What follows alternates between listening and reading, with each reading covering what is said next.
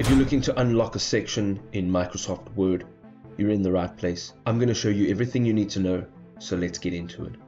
So ladies and gentlemen, the first thing we're going to go ahead and do is jump into our search bar and we're going to go and type in Word. Alright, once you've typed in Word, you'll find under your best match the app. We're going to right click on that and click on Open File Location. Now what you want to do from this folder is you want to go and have a look for Word, the app, in here, right click on it again and look for Open File Location. Now this will open up the root folder.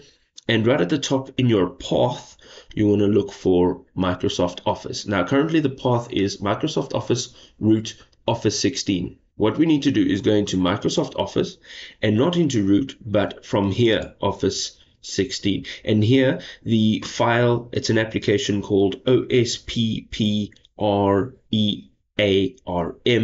We're going to right click this, and here we're going to just click on Show More Options.